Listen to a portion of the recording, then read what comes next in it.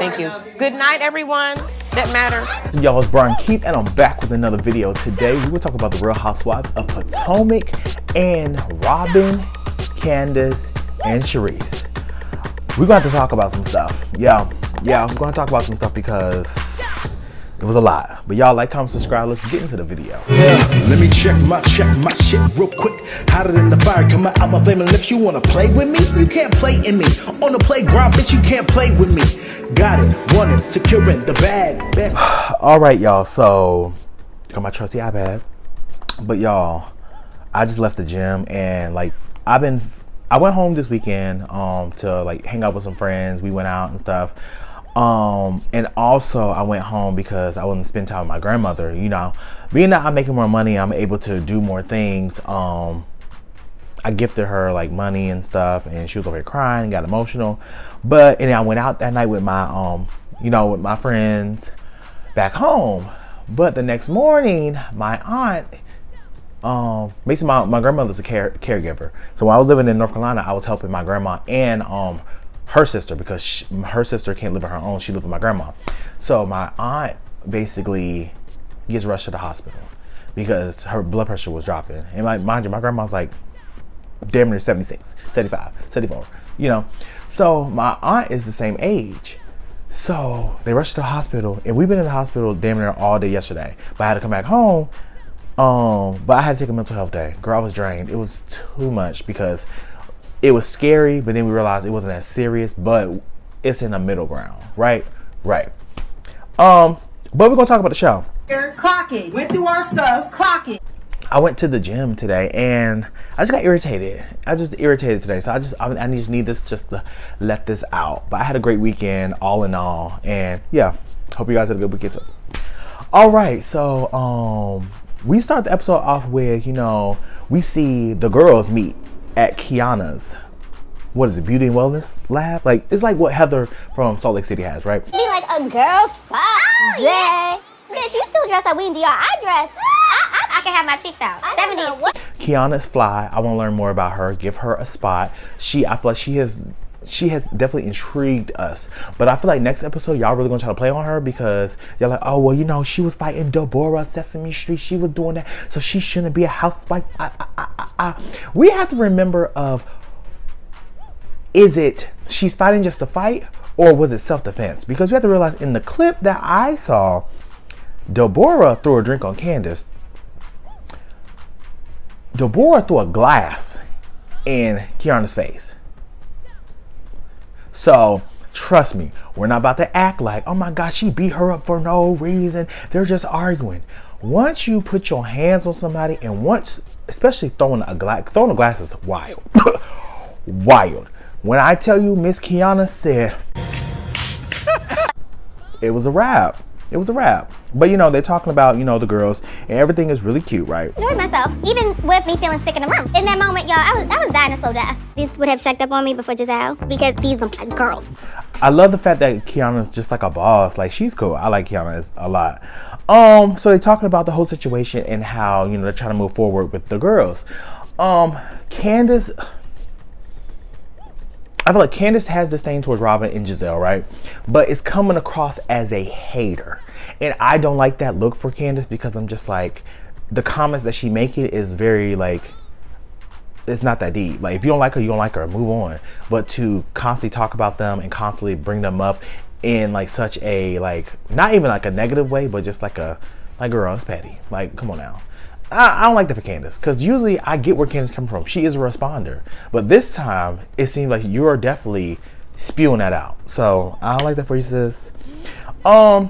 Wendy also was there as well, and how, she, Kiana's basically, it's her first time with the girls and spending time. It was cool. I like the vibe with all of them. And I like the fact that Kiana could be open and real with them and just like, hey, y'all hurt my feelings. I wanted y'all to support me because when I was sick, y'all was one there. Like, so shout out to her for actually being a friend that can hold her friend accountable and, just saying it like it is, right? You and Robin, I just understood that you love her. Yes, but I also feel like there is being hurt and stewing. So we go on to Giselle and her daughter Grace going to college in Florida. It was very emotional. I love seeing Giselle with her daughters. I feel like that is her ultimate redeeming quality. I've been raising my daughters as a single mother since they were 1 or 2 years old. Are we still gonna call you for afternoon prayers? Yeah. However, for me this season, it was not enough. If you look at Giselle and Garcelle, they had the same storyline this year. They're trying to transform their, this new normal with their kids. How to parent your kids in this new space because, they're getting older, they're becoming more independent. So how do I, become, this different type of parent to my child, right? So with Giselle, I feel like Giselle focused on her kids and pushed the group back. But she still had stuff to say behind closed doors, but she didn't want to do confrontation. With Garcelle still was in the mess. Garcelle, as the girls over there in Beverly Hills, they would say that she's the villain. Girl, bye. But Garcelle still said what she had to say. Giselle's not doing that at all. She's not asking nothing. She's not doing nothing. So for me, it's like, yes, I like the story with her daughter, and it touched me a lot because I feel like with Giselle, I didn't have that with my parents. Like I told y'all, I went to college in North Carolina, so I stayed with my mom. I left my dad in Virginia and, in his family and came here to go to college in North Carolina. So I spent my last 2 years of high school in North Carolina.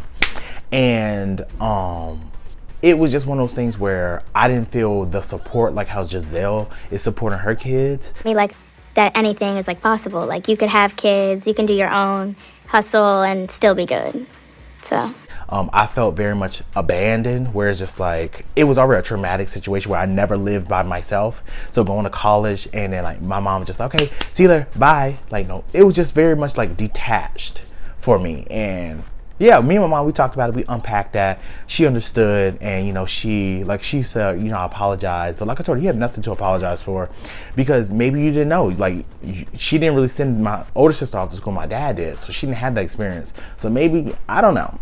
But we moved past it. I let my mom down. She's my girl. So keep it cute. Don't go off on her. She cool. But shout out to Giselle for opening up. And with Grace, she's a beautiful woman. I feel like she's going to progress in life. Amazing. Giselle has raised 3 awesome daughters. So shout out to her on that front, right? So we see Giselle meet up with Kern. Saw this. Oh, yes. I just dropped off my daughter. I went to the bathroom. I tried to pull myself together. And Karen's like, I know that your daughters have your daughter left, and I saw online you over here teary-eyed. I never seen you like that, girl. So I wish Giselle would have opened up more, like Karen is saying. Like, I wish you would have opened up more and showed us that. That would be a more compelling story, right? But Giselle's very much close to chest. So Karen was just like, girl, I got the remedy for you. I got the 1942, and I got, what was that, Fireball? I said, girl, not Fireball. But, I mean, shout out to them, I have the remedy for an empty nester. Yes, 1942. You get to choose 1942. So Charisse is basically hosting a crab boil for all the girls. So she hosts this crab boil and she brings all the girls to her house. Like, I feel like Charisse was trying to be the person to bring all the girls together and like trying to dead all of the contention within the group.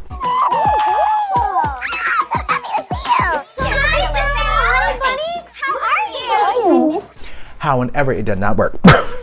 Okay. So we see, we found out that Jacqueline's gonna be there. And Jacqueline and Mia, they have a one-on-one. There's things that need to be talked about that doesn't involve anybody else at the table. And and we respect that. They go downstairs to the champagne room, honey. And they start talking, and she was like, I understand that our relationship is not gonna be the same, and we went a different path. But she was like, she gets emotional. She's like, I feel like I've treated you poorly because of things that happened in the past. And Jacqueline's like, look, I know what you mean. I know exactly the event that you're talking about. Full transparency, right? I was going through a lot. Mentally, I just had enough. I have work to do. When it comes to you, I think I know what it is. You do? So something about Mia and Jacqueline's conversation gave me very much produced and pre-planned. However, I'm going to give them the benefit of the doubt. Maybe it's just a coincidence that Jacqueline knew exactly what was bothering Mia. Right? So, hey, I'm going to give them the benefit of the doubt. But it is kind of a coincidence. Right? And basically it flashes back to when Mia was talking about how, a situation has happened, SA and Jacqueline left her alone, and I mean, it's a very traumatic experience to talk about. And Jacqueline was like, look, I didn't know until like way after the fact, and you know, she was just like, you know, I apologize for not being there, you know, I should have been there, blah blah. I think it's the situation that happened when we were kids. Always like doing these things to you because there's something inside of me that's just really angry. And I just feel like it was a good moment to see them come together and try to bond. They're taking baby steps. Because Mia was like, you want a hug? And she said, girl, not right now. Mia would be trying to mend stuff quick. But, you know, she's getting emotional and all that. But, like I said, I have to give, you know, Mia tear my nerves because she be lying like shit. Because I'm just like, she's like, yeah, you know, Gordon's 65. And Jack was like, girl, that man is 72 or 75. I said, girl, you lied about your age and Gordon's. To each his own. I don't care. I can give Mia her flowers. Cool to her, right? I noticed, like, when everybody came in, Candace and Robin, y'all kind of didn't say anything to each other. Here we go! Here the fuck we go! Here the fuck we go! Charisse tells all the ladies, because all the ladies sit down at the table, you know, it's cute. Charisse basically tells them, like, you know, Candace and Robin, y'all still have some type of beef. Y'all still have this, like, tension in the group, and I don't know how to fix it. Like, what can we do? We need to dead the situation because it's not that deep. So Candace basically says, like, the reason why I have a situation with Robin is the fact that she went behind my back and she did something underhanded. And they're like, okay, what did she do? She was like, she sent a private text message to a blogger. Privy to information that gave me a lot of pause. You shared our private text messages. And she was like, you're a hypocrite because you said that, oh, you don't do that, you don't do this, you don't do that, but now you did it. And Robin's like, Yeah, I'm a hypocrite. Yeah, I did it. I'm a hypocrite. I'm just like, Robin, you realize by saying, like, doing that, like, I get what you're trying to do, trying to make it, like, not seem that deep, but girl, you look crazy as fuck. 1, 2, Candace, you my girl. Candace is my girl down. But I have to hold her accountable, which is what the Robins don't do to Robin. But however, to each his own.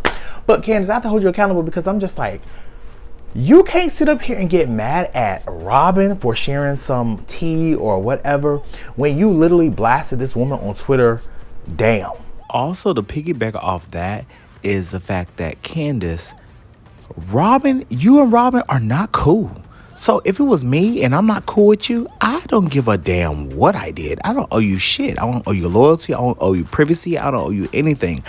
I don't fuck with you. So we're not cool. We're not friends. So I could do whatever I want to do. And if you don't like it, you're just not going to like it. So for Candace to think that Robin's going to give her some type of loyalty or not expose her or do whatever she can to embarrass her online is crazy to me. Like, girl, y'all not friends. Period. Like, for real. Now, don't get me wrong. We blasted her because what Robin did, like I said, Robin is a hypocrite. Because Robin will say one thing and literally do the same thing. Like, I'm just like, Robin, like, you have to be share. If you're on this show, you need to share your life. Proceeds not to share her life, but go to a podcast and then make you pay for the tea. Like I said with Robin, sometimes it just don't click for me. Cause I'm just like, girl, you just seem dumb as hell. No. So why else, Robin, would you share our private messages? To explain why we're no longer with friends. a blogger. To explain why we are no longer friends. And then, you know, you hear Ashley like, what does that mean? I'm confused. What does that mean? Like, what does that mean that she's a hypocrite? What does that mean? I'm just like, Ashley, I get you're trying to say something because you know you're on the chopping block. Because to be honest, I don't like Giselle, but I don't see them getting rid of Giselle right now. Now, do I feel like they gave her a warning, like, girl, after I think they got rid of Eric, the executive producer, where he needed to go, allegedly, I don't know, but he had to, But at the end of the day, I feel like Giselle gonna have a wake-up call next season. Maybe she's gonna give, I hope. But Ashley, to be honest, as Rodney the Voice would say, girl, you need your Pink slip and white box, babe. you gotta go. Because Ashley don't bring nothing. And then I feel like they're doing this whole A&G or G&A? Yeah, G&A, because they're trying to tether themselves together, just like how Giselle and Robin did. Tether themselves together, so it's like, oh yeah, you know, we have a business together, so it's organic friendship. Girl, Ashley don't bring nothing. Sorry. And unfortunately, Candace allowed social media to take precedent over a real friendship. See, us as the viewers, we didn't see this deep friendship that Robin and Candace shared. However, it's just one of those things where I just feel like maybe I do feel like Candace goes on social media a lot and she does voice her opinions. But I think a lot of people fail to realize is what did back in the day Atlanta do? All the girls was on social media to make sure the show got the buzz, make sure they're interacting. Candace didn't do anything that Nene didn't do, that Candy didn't do, that Kenya didn't do, that Kim didn't do, that Claudia didn't do, that Portia didn't do. So I'm just confused on now that's like, oh, well, you're going to social media. Isn't that what you're supposed to do? Engage with your fans and tweet live during the show? Or maybe I'm just confused. At this point, Charisse is not feeling it. She's like, why are y'all doing this? Like, y'all need to stop it. Like, stop. You know, they keep going back and forth. Robin and Candace, they trying to get the last word in. They're like, blah, blah, blah, blah. She's like, stop it. Stop it. Please stop. Stop it. Stop it. Stop. I'm like, Charisse, it's really not that deep. Stop it. It's done. She drunk. You slamming your hand on the table. You probably broke a nail. Your heart rate done spiked. You had to get up and just like go outside to cold. You probably felt lightheaded. You probably felt you about to fall out. Like, girl, you're doing too much, ma'am. It's not that deep. Even me was over here looking like, girl, she is dramatic. But I'm just like, you did all of that. It was not even necessary, all that.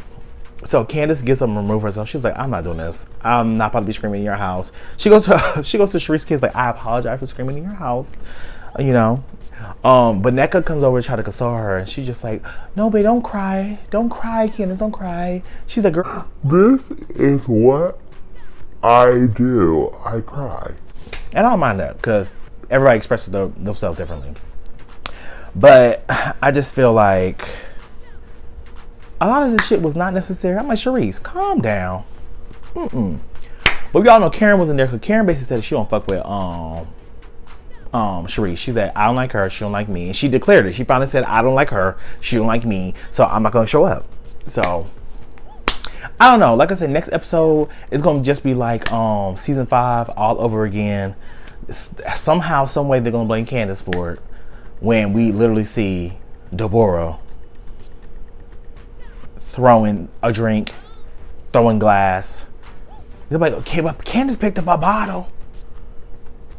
Girl, if somebody threw a glass in my face and I just see that over there, girl, I don't know what she gonna do. The girl is desperate to be on TV. And then Deborah, Sesame, whatever your name is, girl, then you got your ass Whooped. I don't promote violence, however.